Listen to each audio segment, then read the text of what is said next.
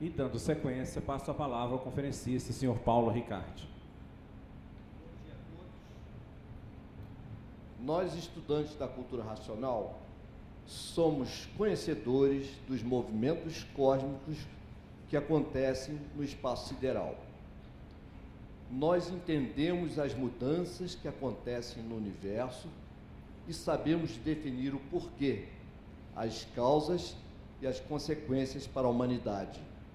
Mudanças de movimentos, todos esses comandados pela natureza. Então, em primeiro lugar, nós vamos definir quem é a natureza, o que é a natureza. A natureza é um conjunto de 7 partes, composto do Sol, Lua, estrelas, água, terra, animais e vegetais. O que é a natureza? A natureza é como se fosse um grande computador divino colocado entre Deus e os homens. Então a natureza é Deus? Não, a natureza não é Deus. Nós éramos regidos por Deus no mundo racional, mas no mundo material que nós nos encontramos, nós somos regidos pela natureza.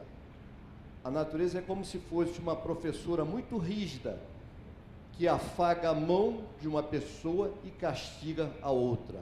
Assim é a natureza, e nós estamos submetidos à natureza. Mas além da natureza existe um ser superior, que é o racional superior, um raciocínio superior a todos os raciocínios. Esse é o verdadeiro Deus. E nós, no ano de 1935, houve uma mudança de fase da natureza, que de tantos em tantos tempos a natureza vai mudando de ciclos.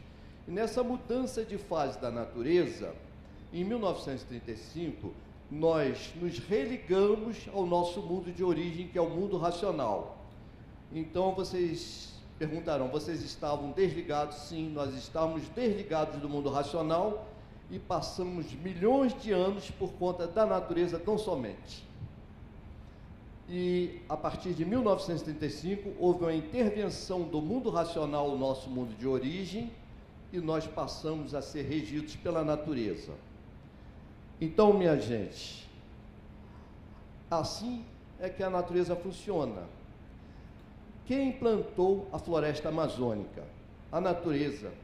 Quem faz chover? É a natureza. Por que dessa variedade tão grande da fauna animal? Produto da natureza.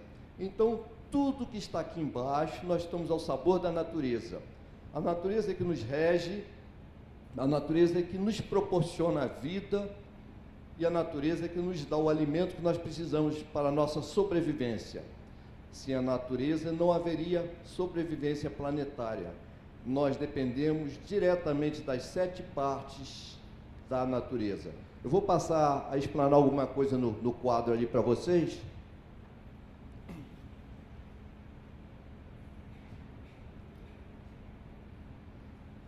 Então, minha gente, foi falado aqui muito em pensamento, imaginação e raciocínio.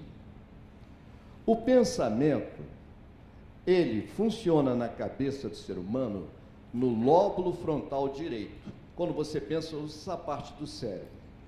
A imaginação, você usa o lóbulo frontal esquerdo. E o raciocínio fica no centro da cabeça, na glândula pineal. O raciocínio está adormecido. Através da leitura sistemática do livro Universo em Desencanto, nós vamos passar a raciocinar. Essas antenas aqui são antenas de captação de energia, captando a energia magnética de um lado e captando a energia elétrica do outro. Então, o tic-tac do relógio é assim: imagina, pensa ininterruptamente. A partir do ano de 1935, foi nos dada a oportunidade de raciocinarmos, que é essa terceira usina de, vamos dizer assim, alimentação do raciocínio, essa terceira antena aqui. Então, nós temos condições de raciocinarmos a partir do ano de 1935, e o livro específico para o raciocínio é o livro Universo em Desencanto. Então, nós agora podemos pensarmos, imaginarmos e raciocinarmos. Como é a imaginação? A imaginação é livre. Você imagina o que você quiser, até absurdos. Uma pessoa não gosta muito do chefe, imagina coisas horríveis, só não pode falar para ele. Mas imagina, se eu pudesse, eu dava uma pedrada naquele cidadão. Mas não pode falar, senão ele perde o emprego e ainda vai preso. Então ele só imagina, ele não executa. O pensamento é o executor da imaginação. Primeiro você imagina e depois aquilo que você imaginou, você executa através do pensamento. Como, por exemplo, uma pessoa gosta de feijoada, né? Então, ela sente aquela vontade de comer feijoada, aquela vontade, aquele sabor, vem o cheiro na boca, aquela coisa toda, né? Aquele cheirinho. Mas se ela não executar, nada acontece. Então, o que teria que acontecer para você comer a sua feijoada? Você teria que se dirigir a um estabelecimento que faz feijoada, pedir, pagar, e aí você pode usufruir daqueles pratos tão saborosos, né? Então, você executou o que a imaginação imaginou anteriormente. E o raciocínio? O raciocínio é como fosse um farol alto, ilumina longe. O raciocínio não erra, o raciocínio não admite erros. Quando você raciocina, você não admite erros. O raciocínio conversa com você, com o seu eu. Então, é por isso que nós temos que raciocinar. Nós raciocinando, nós vamos entrar na frequência vibratória das plantas e vamos conversar com uma planta, com uma flor, com os irracionais. Nós vamos ter condições de conversar com o sol, com a lua, com as estrelas, que são outras formas de vida diferentes da nossa vida. Então, minha gente, é isso aqui que é a explicação, o tic-tac do relógio. Agora, só para efeito de comparação, aqui está uma formiguinha, aqui está um elefante. Não é aquela história, não. Aqui é outra história. Então, a formiguinha, ela não consegue dimensionar o elefante. Ela só consegue ver uma parte da perna do elefante. Assim é o pensamento em relação a Deus e ao universo. Você não consegue dimensionar Deus com o pensamento, só através do raciocínio. Nós, todos os dias, nós somos afetados pelas 7 partes que compõem o universo. Todas essas 7 partes influenciam o nosso comportamento. Então, essa onda que está aqui, essa variável, é a onda do nosso comportamento.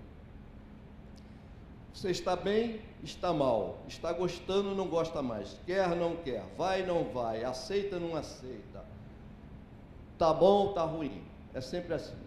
E isso daí faz a gente envelhecer. Quando nós passarmos a raciocinar, nós vamos pegar essa linha e vamos esticá-la. Esse é o raciocínio. Um exemplo, Brasil ganhou a Copa do Mundo, parabéns, perdeu, tudo bem. Nós não nos influenciamos no nosso comportamento. Nosso comportamento não é alterado emocionalmente por certas coisas. Nós passamos a raciocinar. Então, nós precisamos aprendermos a raciocinar o mais rápido possível para vivermos melhor. Porque o ser humano vive com muito conflito, com muito problema emocional, problema de saúde, problema financeiro. E a cultura racional proporciona os 3 equilíbrios: físico, moral e financeiro. E por último, eu vou mostrar para vocês o seguinte: a cultura racional, tudo que ela fala, ela prova. Nós não estamos aqui inventando nada. O sol é frio. Ele não é quente, ele é frio. Às 5 horas da manhã ele está grande e é um frio danado. Ao meio-dia o sol está pequenininho e é muito quente. Isso aí todo mundo pode observar. É que nós, na cultura racional, nós, vamos assim, conseguimos afirmar tudo aquilo que falamos. Então, significa o seguinte: as ondas saem do Sol elétricas e, à medida que vão se afastando do Sol, elas se tornam magnéticas. O magnetismo é quente e o elétrico é mais frio. Então, minha gente, cultura racional é isso aí. Muito obrigado pela atenção de vocês.